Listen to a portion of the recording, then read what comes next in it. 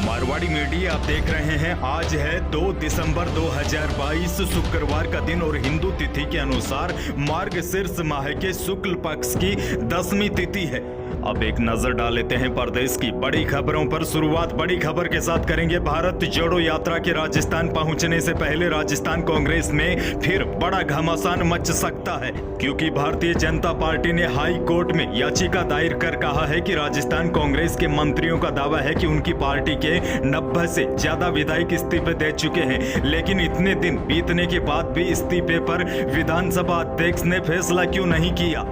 यानी कि राजस्थान कांग्रेस के 91 विधायकों के इस्तीफे का मामला अब हाई कोर्ट पहुंच गया है। हाई कोर्ट की खंडपीठ मामले में अगले सप्ताह सुनवाई कर सकती है। बता दूं, जब यह खबरें आ रही थी कि राजस्थान का सीएम अब सचिन पायलट को बनाया जाएगा, उसके बाद गहलोत खेमे ने विद्रोह कर इस्तीफा दे दिया था, लेकिन अभी भी इन इस्तीफों पर कोई फैसला नहीं हुआ है। अगली बड़ी खबर, आखिरकार गहलोत सरकार गुर्जरों के सामने झुक गई है। दरअसल आपको बता दूं, विजय बेसला ने चेतावनी दी थी कि अगर सरकार हमारी मांगे नहीं मानती है तो राहुल गांधी की भारत जोड़ो यात्रा का विरोध होगा, जिसके बाद सरकार ने गुर्जर नेताओं से बातचीत शुरू कर दी थी और अब चौथे दिन गुर्जर आरक्षण संघर्ष समिति के प्रतिनिधि मंडल और सरकार के बीच समझौता हो गया है। समझौते के बाद अब विजय बेसला ने राहुल गांधी की यात्रा का विरोध वापस लेने की घोषणा की है। बेसला ने कहा है कि हमारी मांगे मान ली है, अब राहुल गांधी की यात्रा का स्वागत होगा। आपको बता दूं, गुर्जर नेता साल 2019 और 20 में हुए समझौते के बिंदु लागू करने की मांग कर रहे थे। इसमें भर्तियों में एमबीसी आरक्षण के लंबित केस, पुरानी भर्तियों में आरक्षण का फायदा दिलाने,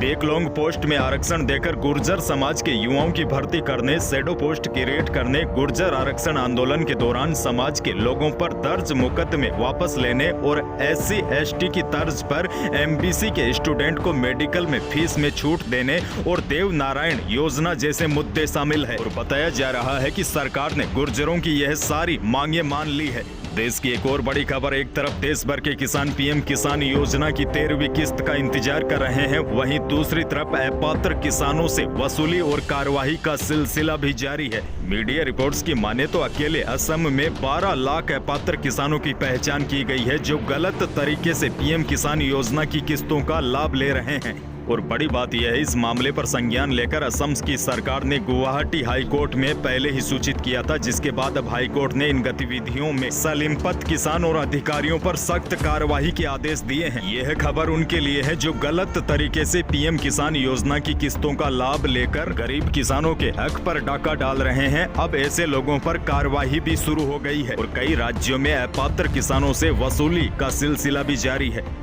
वहीं कई किसान अब 13वीं किस्त का भी बेसब्री से इंतजार कर रहे हैं। इसको लेकर मैं पूरी डिटेल के साथ आपको अलग से वीडियो देने की कोशिश करूंगा। फिलहाल प्रदेश के मौसम पर एक नजर डाल लेते हैं, क्योंकि लंबे समय के बाद अब राजस्थान के मौसम में बदलाव शुरू हुआ है। मौसम विशेषज्ञों के मुताबिक एक हल्के प्रभाव का विक्षोभ उत्तर भारत में सक्रिय होगा। इस सिस्टम की वजह से पहाड़ों में हल्की बर्फबारी होगी। उसके बाद उत्तर भारत से बर्फीली हवाएं शुरू होगी, जो राजस्थान को सीधा प्रभावित करेगी। 5 दिसंबर के बाद राजस्थान में कड़ाके की सर्दी का दौर शुरू होगा। उससे पहले सर्दी का असर धीरे धीरे बढ़ेगा। वहीं प्रदेश का मौसम फिलहाल पूरी तरीके से साफ रहेगा।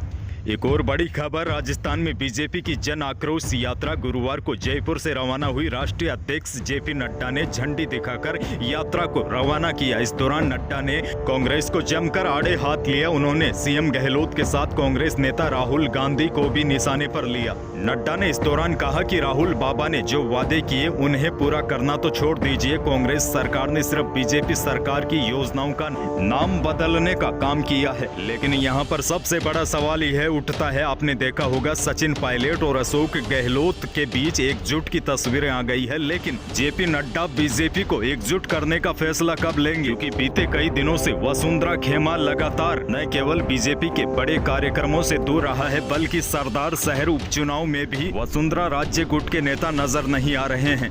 प्रदेश की अगली बड़ी खबर, राजस्थान के युवाओं को भारतीय रेल ने एक बेहतर मौका दिया है। दरअसल भारतीय रेल ने 2521 पदों के लिए भर्ती प्रक्रिया जारी की है। इन पदों पर आवेदन करने की आखिरी तारीख 17 दिसंबर रखी गई है।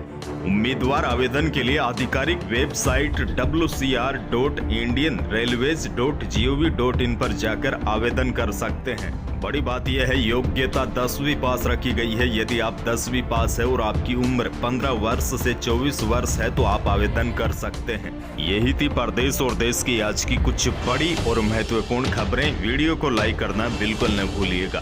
धन्यवाद।